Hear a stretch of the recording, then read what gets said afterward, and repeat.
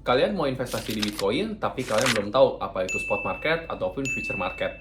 So, video kali ini gue akan lebih ngebahas cara pengertian mendasar dulu nih tentang spot dan future market. Jadi kalian bisa menentukan tipe investasi mana yang kalian mau lakukan di Bitcoin. So, kita langsung masuk ke videonya.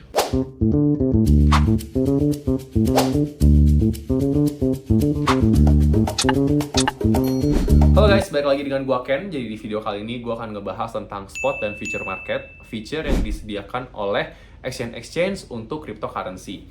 Jadi di sini mungkin gua akan lebih ngebahas tentang dasarnya terlebih dahulu. Buat kalian yang udah lama di dunia kripto, pasti kalian tahu kalau misalkan untuk kita invest di Bitcoin atau cryptocurrency lainnya, itu ada dua pasar, yang mana namanya spot dan future market.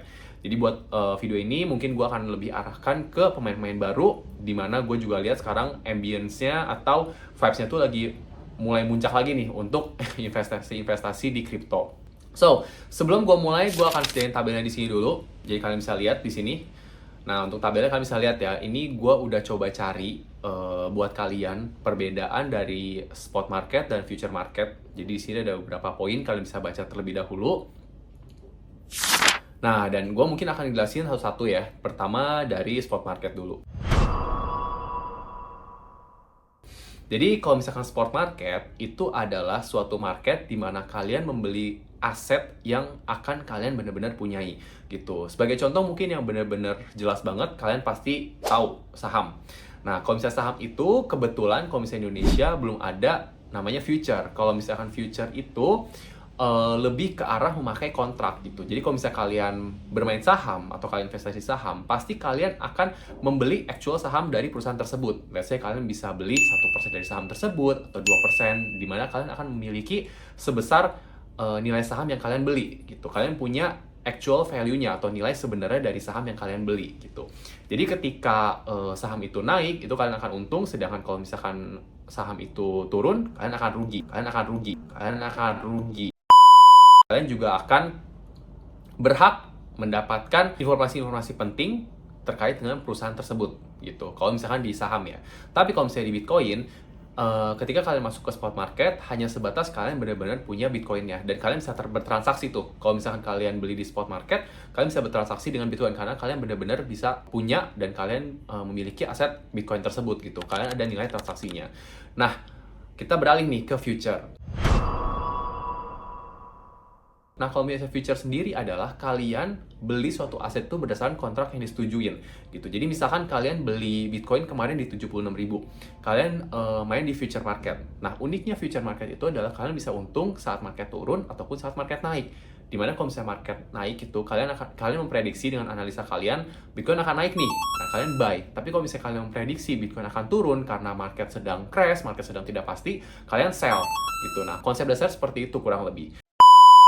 Jadi, gimana cara kerja future ini adalah future adalah suatu kontrak yang disetujuin oleh exchange dan kalian kalau misalkan nilai masa depannya itu akan naik atau turun gitu. Dan uniknya future ini adalah kalian pasti sering dengar banyak orang yang rungkat atau nggak kena margin call. Nah, itu karena future itu kalian bisa memakai feature yang namanya leverage. Leverage itu bisa 10 kali, 20 kali, bahkan kalau misalnya di Bitcoin bisa 125 kali. Arti leverage ini adalah suatu pengali dari modal asal kalian yang dipinjamkan oleh broker atau exchange yang kalian pilih. Jadi kayak misalkan kalian memakai leverage 10 kali, kalian memiliki uang 10 juta, nah jadi modal kalian adalah 10 juta dikali 10. Otomatis kalau misalkan market bergerak sesuai dengan analisa kalian akan untungnya itu lebih cepat 10 kali lipat dari yang harusnya kalian dapatkan secara actual gitu. Dan begitu pula kalau misalkan kalian rugi juga cepat. Makanya kenapa orang yang main di future itu dan tidak bisa manage resikonya atau mainnya itu benar-benar hanya menggunakan intuisi dan pengen cepat kaya, itu kena margin call, rungkat margin call. Karena mereka menggunakan leverage yang tinggi, 100 kali lipat dari modalnya, tapi mereka cuman asal-asalan menganalisa gitu. Future itu walaupun bisa untung dari market turun atau naik, itu kalian harus punya manage resiko itu yang benar-benar kuat banget. Karena satu alasannya, kalian menggunakan leverage atau kalian menggunakan pengali yang di luar dari capital kalian gitu. Nah, makanya kalau misalkan kalian yang baru mau masuk terjun ke market, kalian harus tahu dulu kalian bisa nggak memanage resiko dengan benar ketika kalian masuk ke market. Kalau misalkan nggak, gue saranin kalian masuk ke spot market yang kayak di saham aja. Kayak misalkan kalian beli Bitcoin nih, separah-parahnya Bitcoin turun bahkan 50%, kalau misalnya kalian main di spot market, kalian nggak akan rungkat atau uang kalian habis semua.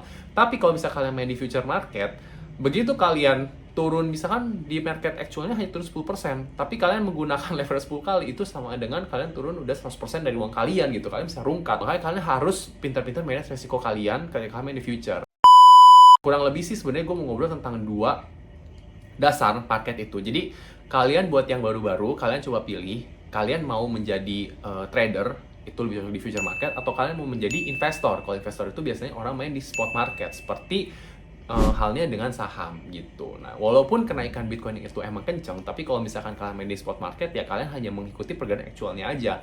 Dan kalian punya actual Bitcoin-nya gitu. Tapi kalau misalnya main di future, ya kalian sebenarnya hanya megang kontraknya. Dan kalau misalnya kalian main future, kalian beli Bitcoin, itu kalau misalnya kalian ingin masukin ke cold wallet kalian, itu ya nggak bisa, karena kalian nggak benar-benar punya actualnya. Kalian hanya berdasarkan perjanjian kontrak dengan exchange atau brokernya aja gitu. So, paham ya bedanya apa? Dan ya gue harap sih dengan video ini kalian buat yang mau masuk ke marketnya kripto, kalian tahu nih sebenarnya kalian udah sanggup belum masuk ke future. Dan kalau misalkan kalian hanya pengen investasi aja, ya baiknya masuknya ke spot market.